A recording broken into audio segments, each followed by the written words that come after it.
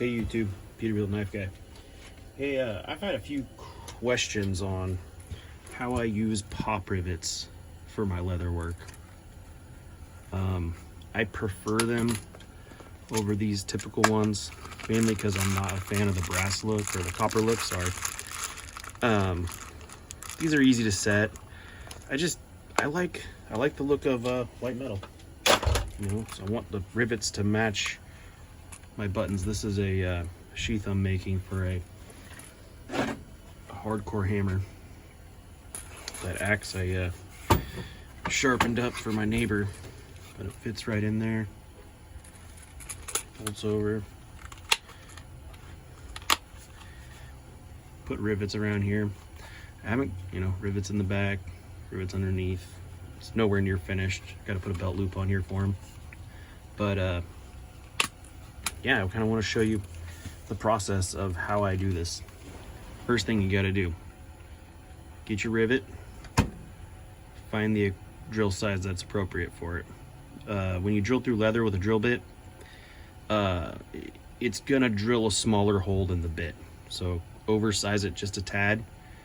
As you can see, this is a tad bigger. It's hard to tell in the but drilled the leather. I like the face right here to stick out. Just stick that right in. And then next thing I do is I come in here. If you can see, it pushes little pieces of leather around. So I like to just cut those off. Everybody thinks when I use pop rivets for my leather that I'm actually just like using a pop rivet gun. It's far from it. It's actually way more difficult. Not difficult, but definitely more time consuming than just using a pop rivet. Cleaned off the leather. So yeah, because when you drill it leaves these, my hand's all dirty, these little like lips. So yeah, get it all nice and cleaned off. Then what I'm gonna do is bring it over to my vise, get a hammer, drive out that center section, but don't lose it because we're gonna keep it. So now we just have a hollow aluminum rivet. Then I like using stainless washers, but they didn't have any, so all they had was little brass washers. But I went down, I think these are number 4, but you get the washer that fits it kind of snugly, kind of like a rivet. And what I do is I just take a socket,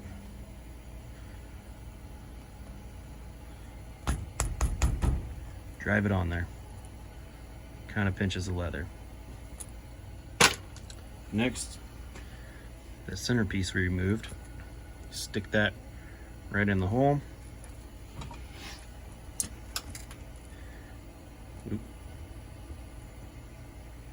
And you want to just snip it off. Give yourself a little room to peen over.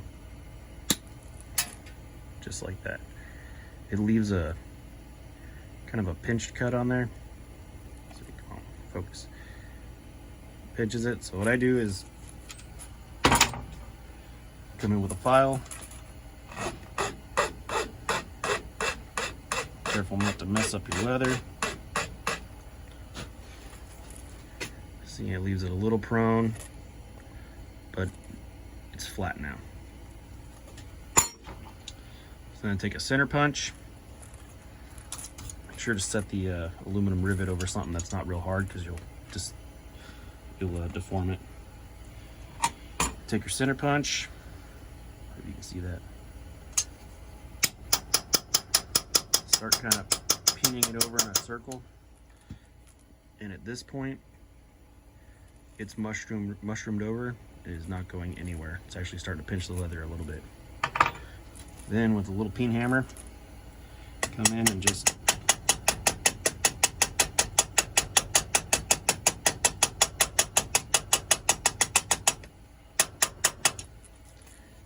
peen it over.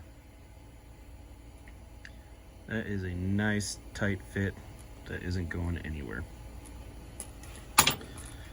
And that's how I use my, I also use pop rivets for my leather work.